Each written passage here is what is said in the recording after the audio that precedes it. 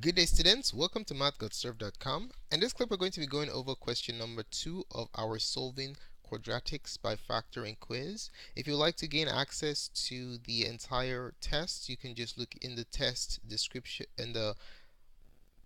below in order to get the link. Alright, so the instructions for the problem we're going to be doing, we are to solve the given quadratic by factoring. Okay, solve the given quadratic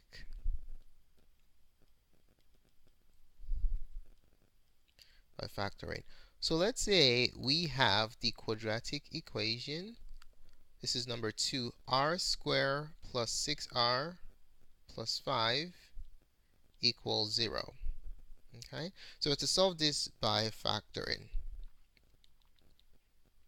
Now, the first thing we're going to do, let's rewrite the problem, is we're going to try and express this quadratic trinomial as a quadratic with 4 terms. If we have 4 terms, then we can factor by grouping. Okay, so to get us started, we're going to play a game called the X game. We need A, B, and C to do that. First things first, make sure that your equation is in standard form, which it already is.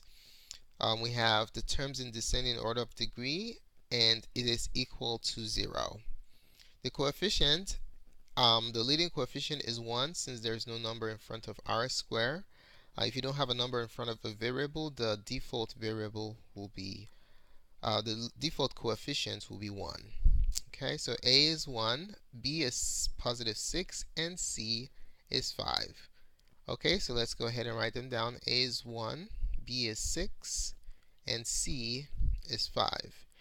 Now let's go ahead and play the X game so we can see the 2 terms that we can use to write this quadratic trinomial as a quadratic with 4 terms. AC goes on the top, B goes on the bottom. AC is 5, B is 6. So let's think of 2 numbers that multiply to give us 5 and add to give us 6. We only have one choice, which is 1 times 5, since 5 is prime. Okay, so we can clearly see that these 2 numbers work. 1 times 5 is 5, and 1 plus 5 is 6. So we're going to place these 2 numbers into the middle term. So we have 1r squared plus, instead of 6r, we're going to replace it with 1r plus 5r plus 5 equals 0. We're now going to proceed to divide it down the center and factor by grouping. Okay, so for the first 2 terms to the left side of our partition, we are going to write it as r times r plus r 1 times r. Let's just put 1 times r there. Write that again. So r times r plus 1 times r. To the right side, we have a positive sign in the center, which is excellent. And then 5 times r plus 5 times 1 equals 0. Alright, now let's take a look at the first 2 terms to the left side of our partition. What is common there? You notice that we have an r and an r common on the left side of our partition. So we're going to go ahead and factor that out. So we have r. When you factor out a term, it is as though we're dividing that side of the partition by that greatest common factor. So this r gets divided out. This becomes 1. And then since we factor an r out of this side also, that becomes 1. So what are we left with on the left side? We're left with r plus 1. We're going to carry out the same procedure on the right side. Bring down the middle sign. Now, you need to be careful. If you have a negative right here, and I put a parenthesis around the terms to the right of the negative, every sign to the right of the negative gets inverted to the opposite sign. Since we have a positive here, that doesn't apply. Okay, so let's factor out the greatest common factor, which is clearly 5 and 5. So we're going to factor out or divide out 5. So if you take out 5 from 5r, this 5 becomes 1. And if you take out 5 from 5 times 1, you're just left with 1. Okay, so in the parentheses, we will have r plus 1. all right, equals 0. Now let's pause and check to make sure that everything is going well, and that is definitely the case here because the quantities in the parentheses are identical, r plus 1 and r plus 1. If you factor using factoring by grouping and these quantities are different, then there is a mistake somewhere, okay? Especially when you're factoring by grouping. Now, since these quantities are identical, we can factor them out into their own parentheses, r plus 1. So it's as though we divided this, the left side of this equation by r plus 1. So these r plus 1s are gone, and we will be left with r plus 5. Okay, because it's as though we divided this out when we factor them out to the r plus 1 here. So what we will do is group together the r plus 5 in its own parentheses set equal to 0. Now we're done factoring the left side. Now what we're going to do is we're going to proceed to use a special property.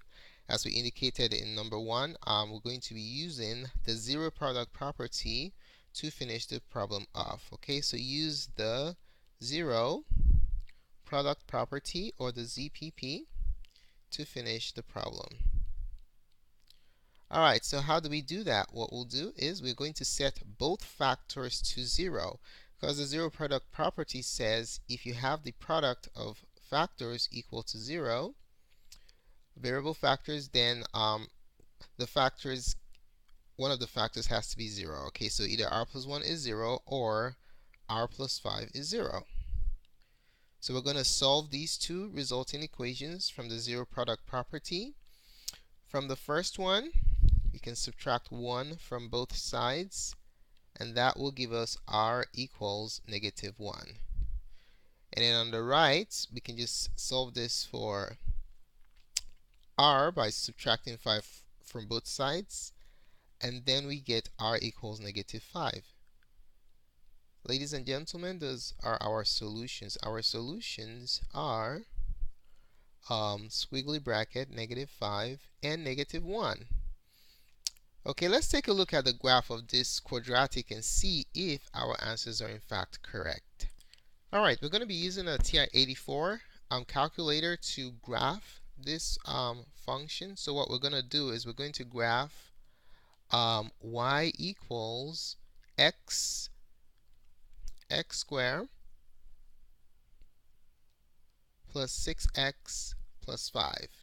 We're changing the variables to x's instead of r's because the only variable that this calculator accepts is x. Okay, so hit the y button right here, the first column to the left, the top left button, and then enter the quadratic expression x.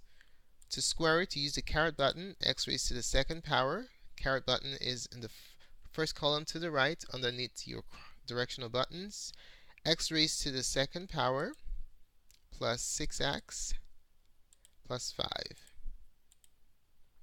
Enter. Alright, so we're now going to graph it.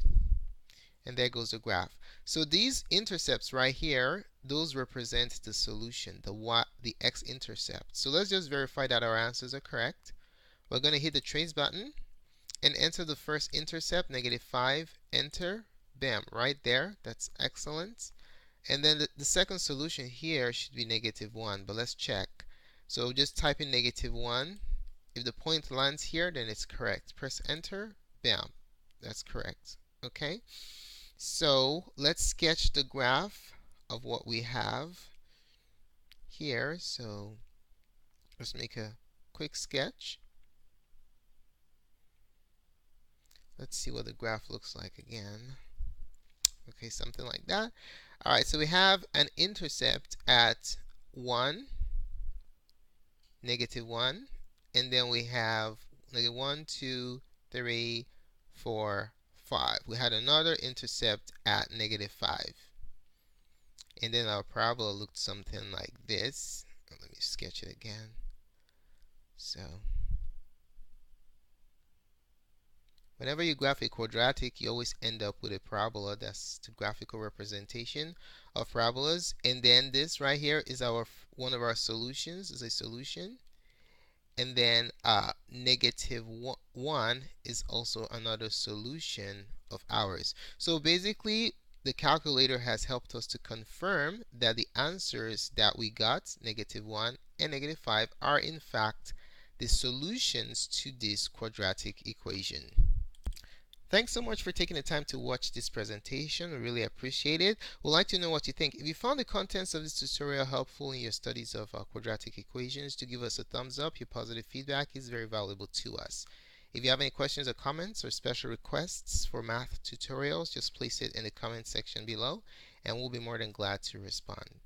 Don't forget to subscribe to our channel for updates to other math tutorials such as this. And do visit our website at mathconserve.com for access to other math support resources like this one. Thanks again for watching and have a wonderful day. Goodbye.